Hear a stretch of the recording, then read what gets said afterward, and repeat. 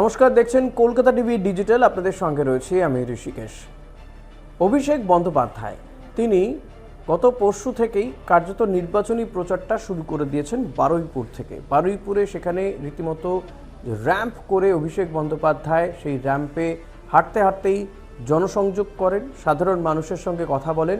এমনকি এমন তিনজনকে র্যাম্পে তিনি উপস্থিত করেন যারা যে খসড়া ভোটার তালিকা রয়েছে সেই খসড়া ভোটার তালিকায় মৃত, অর্থাৎ সেই অর্থে ভূতেদেরকে তিনি র্যাম্পে নিয়ে আসেন, পরিচয় করান সাধারণ মানুষের সঙ্গে, যে এসআইআরের ফলে কি হচ্ছে সেটা বোঝানোর চেষ্টা করেন, যে আসলে যারা জীবিত রয়েছেন তাদেরকেই মৃত বলে দেখিয়ে দেওয়া হচ্ছে।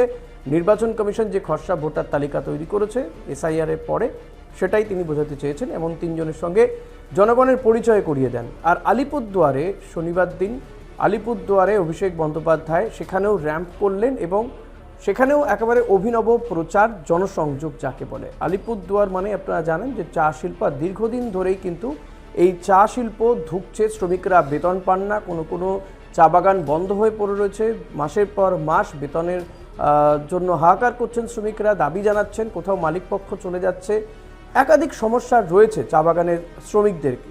এবং সেই চা বাগানের শ্রমিকদের সমস্যার কথা অভিষেক বন্দ্যোপাধ্যায় শোনেন, তাদের কাউকে কাউকে মঞ্চে উপস্থিতও করেন। এবং অভিষেক বন্দ্যোপাধ্যায়ের পাশেই রাখা ছিল একটি জার, সেখানে মানুষ তার অভাব অভিযোগ জানাতে পেরেছেন, তারা লিখিতভাবে জানিয়েছেন।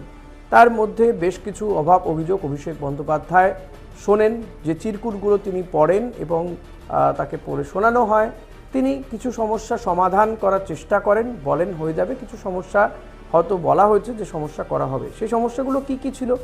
এক, মজুরি হতে পারে, হাসপাতাল নেই সেটা হতে পারে, হাসপাতালে গেলে শুধুমাত্র প্যারাসিটামল পাওয়া যাচ্ছে এরকম দাবিও কেউ কেউ করেছেন, এরকম অভিযোগ করেছেন। এই সমস্যাগুলো সমাধান করেন। কিছু চিরকুট রয়ে গিয়েছিল যেগুলো বলা হয়েছে যে এগুলো সমস্যার সমাধান হয়নি, সেগুলো পরবর্তীতে সমাধান করা হবে।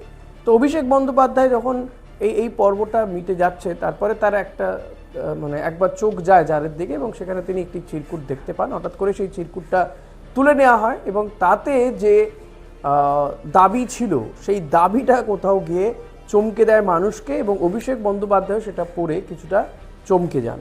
তাতে কি ছিল জানেন?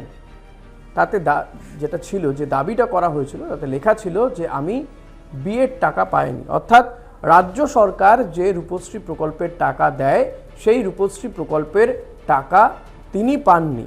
যিনি এই চিরকুটটি লিখেছেন বা এই যে দাবিটি যিনি করেছেন, তিনি যেটা নাম জানা যাচ্ছে পরে, মিক নাগাসিয়া। তো অভিষেক বন্দ্যোপাধ্যায় এই মিক নাগাসিয়াকে খোঁজেন, যে তিনি রয়েছেন কিনা সেই মঞ্চের আশেপাশে। তো তাকে অভিষেক বন্দ্যোপাধ্যায় ডাকেন, কথা বলেন যে ঠিক কী হয়েছে, কাকে তিনি জানিয়েছিলেন, দাবি জানিয়েছিলেন, কোথায় গিয়ে তিনি অ্যাপ্লিকেশন করেছিলেন।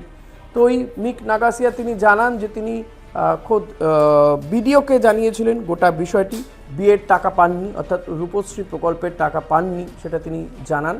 অভিষেক বন্দ্যোপাধ্যায় এই চিরকুটটা পড়তে পড়তে মুচকি হেসেও ছিলেন, এবং যারা ছিলেন ওই র্যাম্পের আশেপাশে, মঞ্চের আশেপাশে, তারাও কিছুটা চমকে উঠেছিলেন।